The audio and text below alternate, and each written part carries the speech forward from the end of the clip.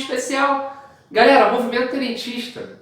Sem entender o tenentismo, você não consegue entender de fato esse início da Era Vargas. O tenentismo está no seio de uma crise oligárquica muito forte. É com base nessa crise oligárquica que o tenentismo cresce. É com base no enfraquecimento do controle efetivo dessa classe oligárquica que o tenentismo cresce. O tenentismo é crucial para a formação do que vai ser o país na década de 30, na década de 40 e até mesmo na década de 50 e 60. Por quê? Os sujeitos chamados do movimento tenentista, eles estão participando de inúmeros processos revoltosos ao longo de todas essas décadas. Década de 30, na década de 20 tem tenentista, na década de 30 tem tenentista, na década de 40 tem tenentista, na década de 50 tem tenentista, na década de 60 também tem pessoas que são oriundas do movimento tenentista e que estão ali se rebelando contra alguma coisa, tentando derrubar o governo, tentando protestar sobre algo. Isso é fantástico. Quando a gente fala em movimento tenentista, a gente está falando num período de tempo muito direto, bem recortado. 1922, 1927. 3 grandes revoltas, que não são as únicas, mas são as 3 grandes que é que você tem que se preocupar. É o 18 do Forte de Copacabana, é o Levante ou a Revolta Paulista em São Paulo, e também temos a Coluna Prestes, que vai percorrer desde o sul do Brasil, na região do Paraná, Santa Catarina, até a região Nordeste, Centro-Oeste, Norte, e vai acabar se exilando na Bolívia já em 1927. O que é esse movimento tenentista, galera? O movimento tenentista é um pedido de voz, é um grito por maior poder, é um grito por maior controle. Como funcionava a nossa política até então? Você viu com muita clareza aqui no canal. Como é que era? A política era oligárquica.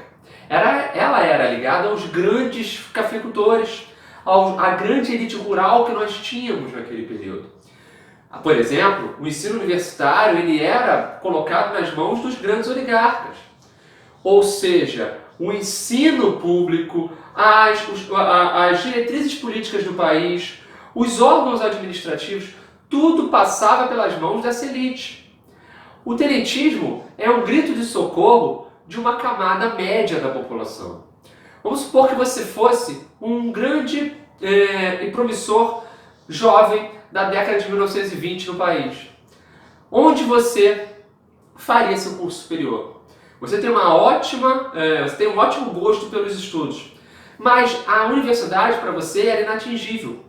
Era caro você estudar em outro estado. Era caro você comprar todo aquele material. Uma forma de você ascender socialmente, sendo das camadas mais baixas e das médias, era indo para uma escola de formação militar. Então esses tenentes são oficiais de baixa patente, eles têm uma formação intelectual muito grande, eles têm um ideal político bem renovador e eles têm a ideia de que só eles podem salvar o Brasil em meio àquele caos de corrupção e fraude eleitoral que a gente vive. Olha só que interessante. Dentro dessa lógica está um órgão que surge ali por volta de 1913, que se chama Escola Militar do Realengo. Essa Escola Militar do Realengo vai ter sua primeira grande turma formada em 1918, e dentro dessa grande turma de 1918 vão estar ali os grandes símbolos do tenentismo. Realengo no Rio de Janeiro. Ali, com o ideal positivista, com o ideal de centralização política, com o ideal de liberdade para a imprensa, com o ideal de aparato de igualdade entre os poderes, com o ideal de voto secreto, com o ideal de combate à fraude eleitoral. Tudo isso combate a corrupção, ou seja, a ideia de que o militar ele livra o país da corrupção. Isso, o militar que está sendo formado nessa academia, nessa escola de oficiais, ele compra bem a ideia. Isso vai fazer com que surja esse pensamento de que é necessário não só olhar a política passar, é necessário participar dela. Então, esse jovem tenente, quando a gente fala tenentismo, a gente tem que entender que a maioria são tenentes, mas nem todos são tenentes. Tem outros que são de outras patentes e até os chamados tenentes civis, como por exemplo, Pedro Ernesto, como por exemplo, Oswaldo Aranha, são sujeitos que não são militares, mas que apoiam esse movimento tenentista. Esses caras, eles não querem mais só ficar ali, olhando a política passar, aquele mesmo grupinho de sempre formados em direito. Você viu aqui no Presentes em 5, aquele grupinho de sempre formados em direito, aquela classe política oligárquica lá que está fumando seu charutinho, seu cachimbo, andando de cartola. Eles falam, que isso? Os caras estão fraudando tudo na nossa cara. O que vai acontecer a partir da década de 1920 é que a oposição, que sempre foi calada, vai começar a ter voz. Não porque o governo dá voz para ela, e sim porque ela quer ter voz. Isso é fantástico. Porque toda eleição era fraudada. Por que só reclamaram da eleição do Arthur Bernardes, por exemplo, em 22? Porque o clima político era outro. Tendo em vista também que o Arthur Bernardes, e aí a gente tem que falar o recorte temporal novamente, o movimento tenentista ele vai de 22 a 27, então ele pega o finzinho do governo de Epitácio Pessoa, para se situar melhor, procura aqui no cardzinho presentes em 5. Então ele pega o finzinho do governo de Epitácio Pessoa, pega o governo inteiro do Arthur Bernardes, que é estado de sítio total, é muita confusão, e ele vai pegar também parte do governo do Washington Luiz. O que vai ter bem claro aqui nesse movimento é que a oposição agora vai querer interferir diretamente. Esses tenentes vão começar cada vez mais a dizer, opa, não queremos o sistema político funcionando dessa forma. Interessantíssimo. Olha só, o grande potencializador desse processo tenentista, desse movimento tenentista, o grande estopim para esse movimento tenentista vai ser a eleição em março de 1922 de um cara chamado Arthur Bernardes, daquele mineiro chamado Arthur Bernardes.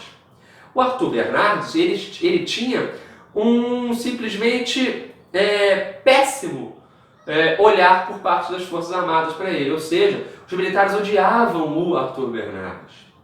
Tendo em vista que até mesmo Epitácio Pessoa, antecessor do Arthur Bernardes, já tinha conseguido algumas rusgas ali com esses militares, porque o Epitácio Pessoa, ele colocou um ministro civil para o Ministério da Guerra e um ministro civil para o Ministério da Marinha. Problema, os militares já não gostam.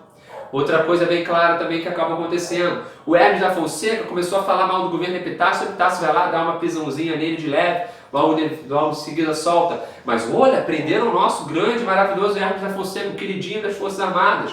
O Hermes da Fonseca, inclusive, faz um processo de reestruturação das Forças Armadas ao longo do tempo. E essas Forças Armadas estão cada vez mais o quê? Cada vez mais poderosas para poder o quê? Ter voz. Quando é a Academia Militar do Realengo? 1913, durante o governo do Hermes da Fonseca. Então, o que vai acontecer? Quando o Arthur Bernardes ganha, o clima de satisfação já era grande, fica pior. Porque o Arthur Bernardes sempre foi odiado por essa classe militar. O que vai acontecer é que começa a circular no jornal um baita de um caô. Depois se descobre que era uma fake news, palavra da moda, fake news. Essas cartas falsas são uma causada danada.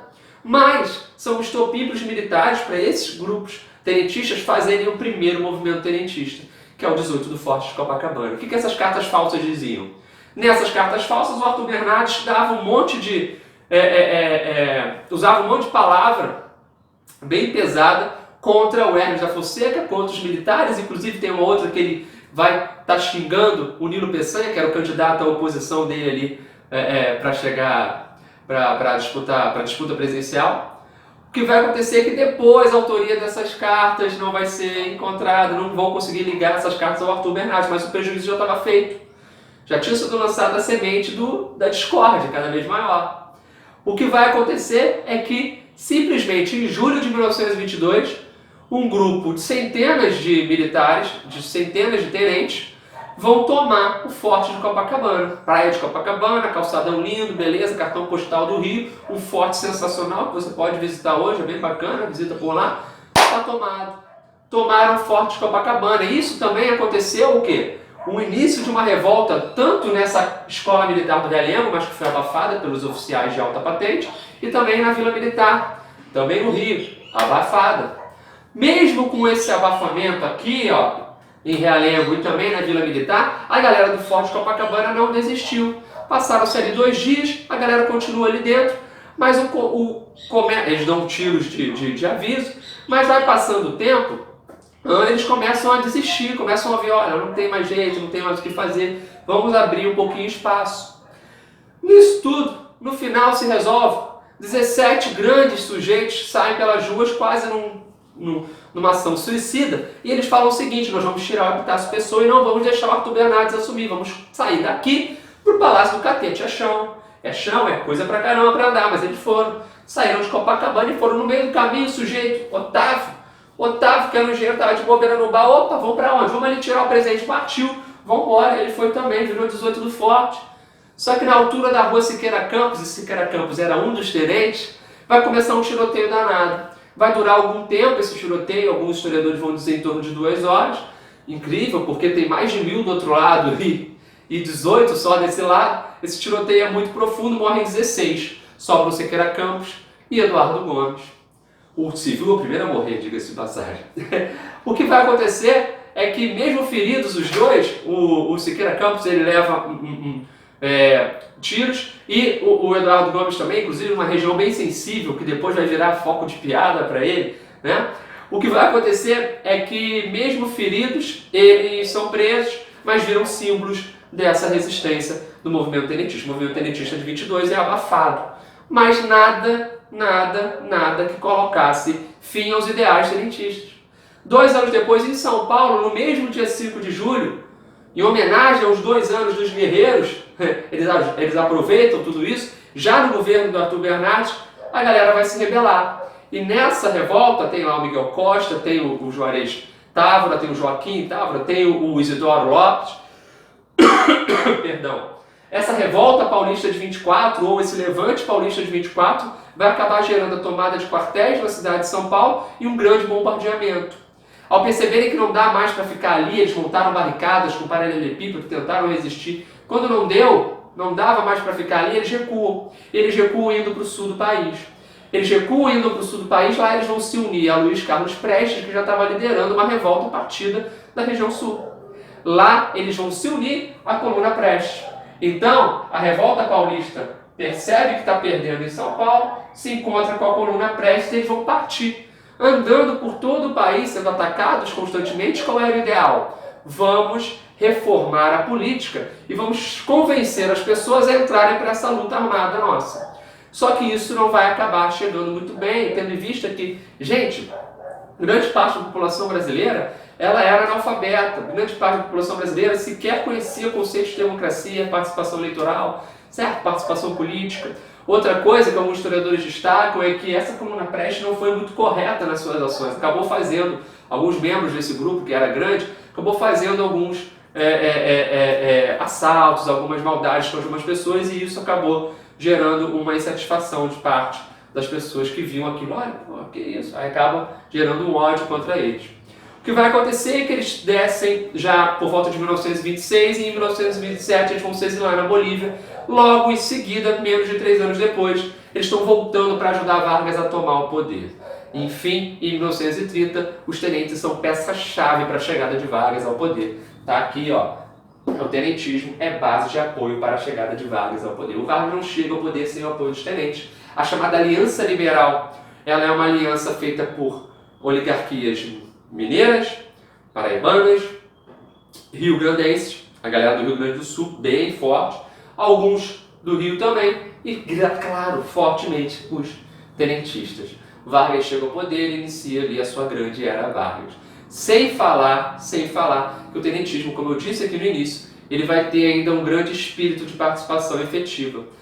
Essa escola de formação, essa escola militar do Realengo, vai formar grandes sujeitos ao longo da nossa história. Grandes personalidades ao longo da nossa história vão sair dessa formação de oficiais aqui da escola militar do Realengo. Gente, o momento era de crise, o momento era de tensão. No próximo vídeo eu vou falar para vocês já dessa Revolução de 30, alguns falam que foi golpe de 30, outros movimento de 30, outros trabalham com o conceito de Revolução de 30, que é essa chegada do Vargas ao poder, colocando fim ao domínio das oligarquias tradicionais. O que são essas oligarquias tradicionais? Baseadas em São Paulo e Minas. Professor, mas Minas não foi junto com Vargas? Sim, Minas foi junto com Vargas, mas a estrutura estava cada vez mais diferente. Vargas faz uma grande modificação na nossa estrutura. Para alguns, para outros ele diz que, para outros, alguns vão dizer, né, para outros sujeitos, eles vão dizer que a estruturação não foi tão grande assim. Beleza? Só para a gente salientar com bastante clareza. O ideal de salvação, a gente usa na história a palavra salvacionismo, que é a ideia de que o militar ele pode salvar a população, ele pode salvar o Brasil, só ele não mais bem preparado, porque ele não é corrupto, porque ele não vai fraudar nada, porque ele é mais bem preparado, porque ele estudou muito. Isso é um pouco de ilusão, na verdade não é um pouco, é muito ilusão, né? Nem todo militar ele pode se envolver bem com a política, isso não é uma regra. E algumas lideranças importantes, Luiz Carlos Prestes, o Cavaleiro da Esperança, e olha só que interessante, Luiz Carlos Prestes tinha ideal socialista.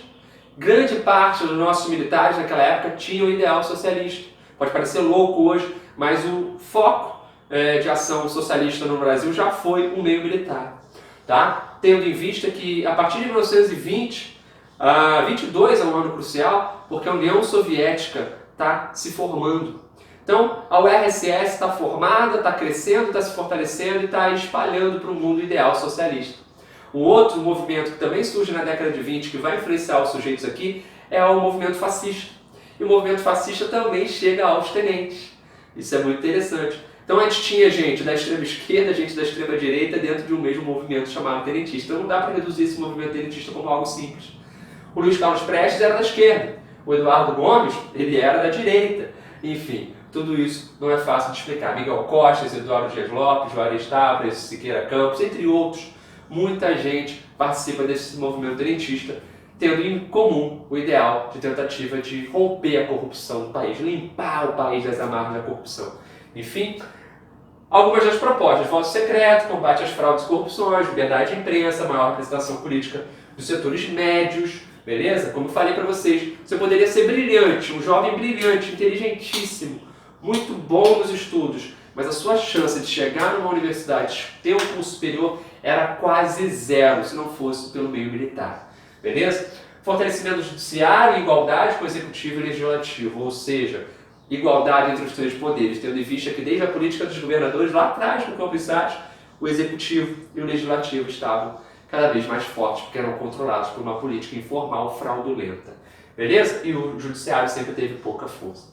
1930, o tenentismo é a base de apoio para o Vargas. Valeu, galera? Se inscreve aí no canal, é muito bom ter você aqui. Mandar um abraço para a galera aí da Flexão, lá do curso de Equação em Nova Iguaçu, que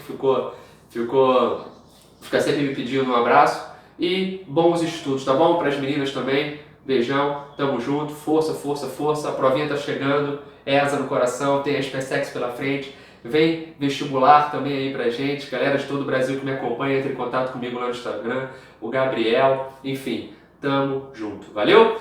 Curte aí que me ajuda bastante, dá trabalho fazer isso aqui, dá trabalho pra caramba, curte aí, dá uma moral, valeu? Tamo junto, foi!